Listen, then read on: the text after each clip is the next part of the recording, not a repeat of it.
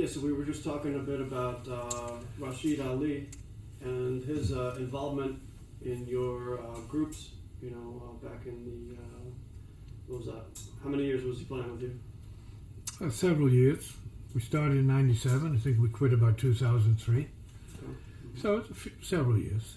Yeah, it was good. It was great. Mm-hmm. I really enjoyed his straightforward approach, right? And we became friends, and very close friends. I spent time with his family, right? And his daughter, we had some meetings with his daughter, Anise. And, she wasn't a friend of mine, but I would be there, and he was talking to me about her. She was, strong spirit, like him, and she was a lot to handle. And I'm not sure he was proud of that, but he had to deal with it, so I understood it. So, and so, we spent considerable time together, and he regretted that I couldn't spend more time with him because I was at the time living in Schenectady, but we got along like bread and butter. I don't know if we were birds of a feather or not, but definitely we were suitable to each other's concept and style. It was very, very in tune. Yeah, we never had a problem. No, never anything. In the beginning, we had a rough. Getting to him was a little bit difficult.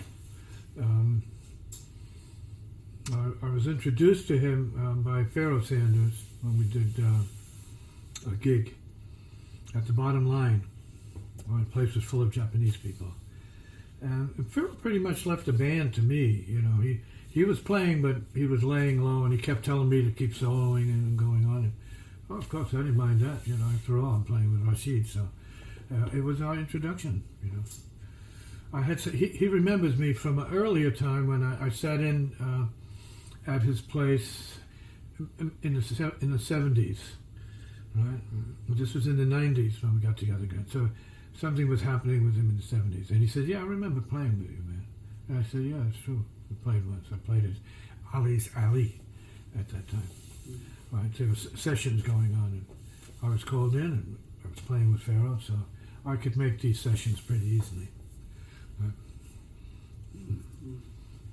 And why do you think you guys were so compatible, and why it worked musically? Well, I can say one thing. When we were having discussions about our upbringing or family, I was telling him, I said, "Yeah, I disobeyed my mother once, maybe many times, but this one time, and she told me not to climb that tree, and I wanted to climb a tree, and it's a tall tree. She said, no, don't go up there."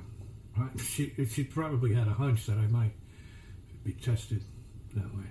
So I went up there, and then I fell out of the tree and was saved by the tree. I fell down, fell out of the top of the tree, and one of the branches caught me and almost busted my back, but I just managed to, bounce off it and land on the ground, and I was okay, but my mother was right about that, right? So I told Rashid, I've had these issues and problems and karmic bangs and shocks and so on, and he says, "Man, that's so strange. The same thing happened to me." So we had that in common, certain mishap vibration. And then I found out as well that he was in the army band too. Right? He got in the same way I got in, by good karma. They needed somebody, and he got in. I was needed, I got in.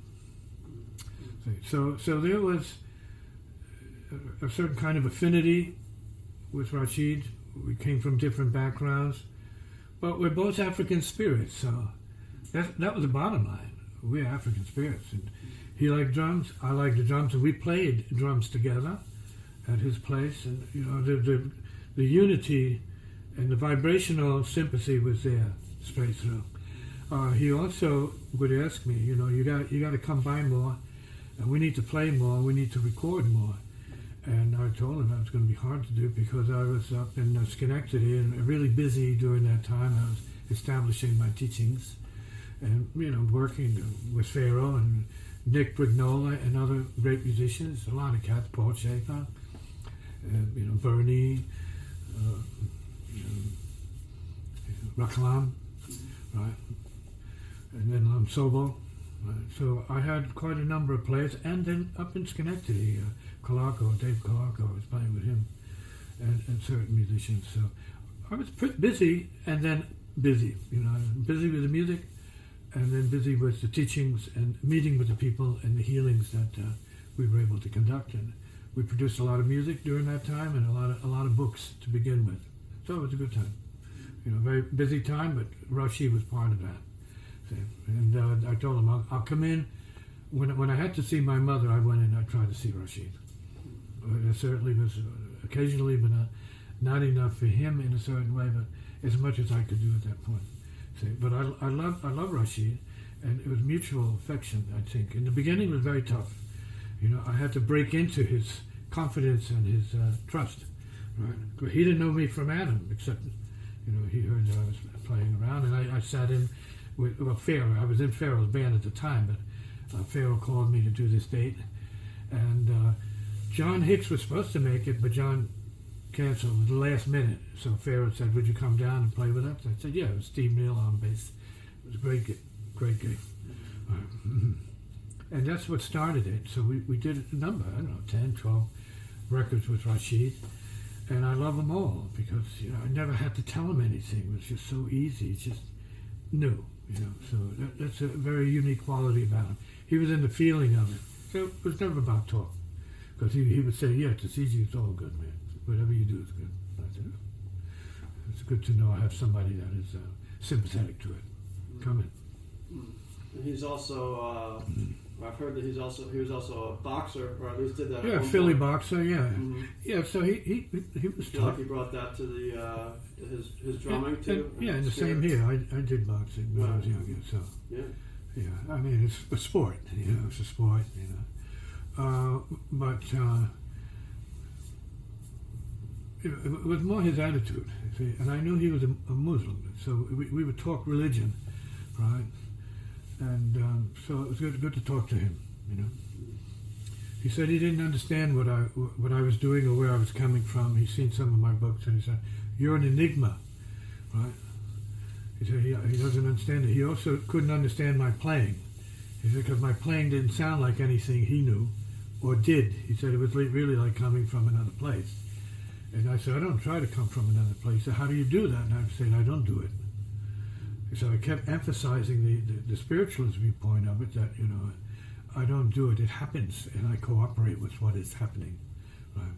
So he was open to that, and trying to understand it in the terms that I was talking about it for his own good, because he was playing it, so I wasn't sure why he was asking.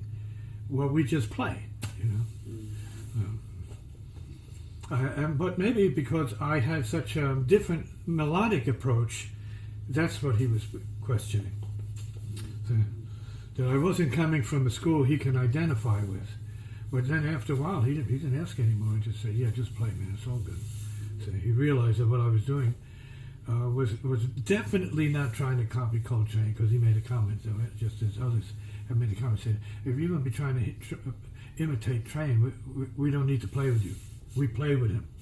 So you got to have more originality in that." I said, "Yeah, this is the way I play, so I hope it satisfies your need for originality." And it did. For Pharaoh, for Elvin, probably McCoy too. Maybe it's too much originality there for him. But the idea is be true to what you're doing. Play from the heart and soul, and the guys will feel it. And if they feel it, and you're coming from that place, no problems. It's not about names. It's not about games. It's just about what you hear, what you feel, and keeping it real.